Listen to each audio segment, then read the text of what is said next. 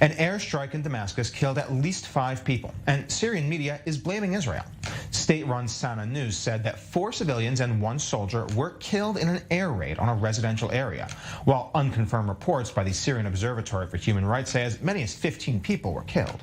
Orient News, which is run by the Syrian opposition, said the strikes were targeting Iranian militia officials at the Iranian school in Kafar Susa, as well as Iranian and Syrian regime military sites near Damascus, and that the damaged residential area was actually caused by a misfired Syrian anti-air missile system.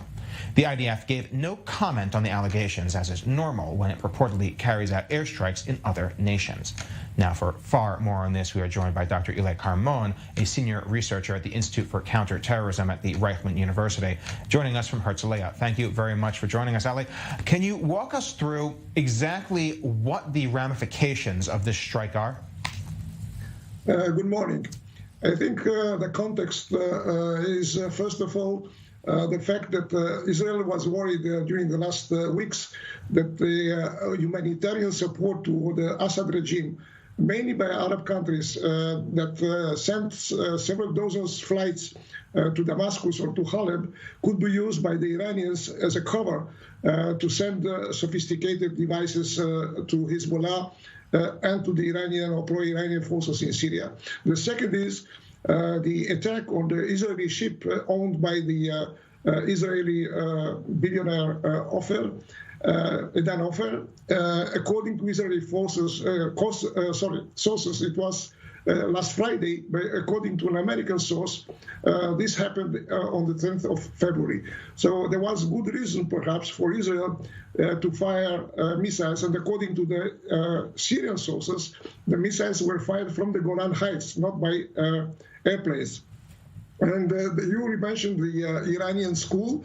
It is known indeed on this name, Iranian school, named also on the memory of Ayatollah Khomeini of Iran. And it is known also to be used by Hezbollah, the pro-Iranian militias, and also for sometimes was an office for the Al-Quds force near Damascus. And according to local sources, especially opposition for sources, in the basement of this building, there were probably some arsenal of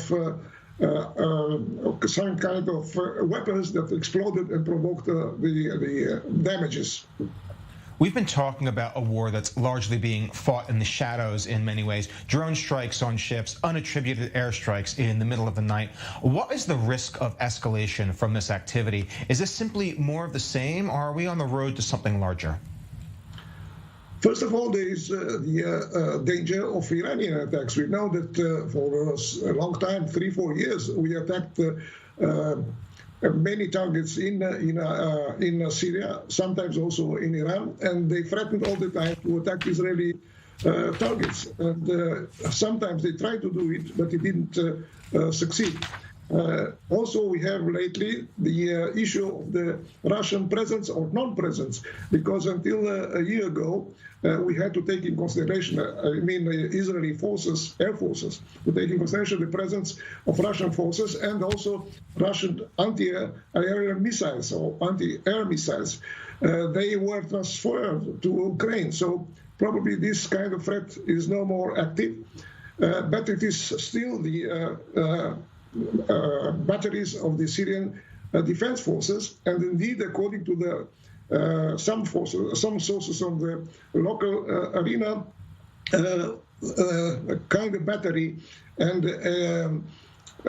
radar of one of the brigades, Syrian brigades, were also attacked, probably because they fired on Israeli or on these missiles.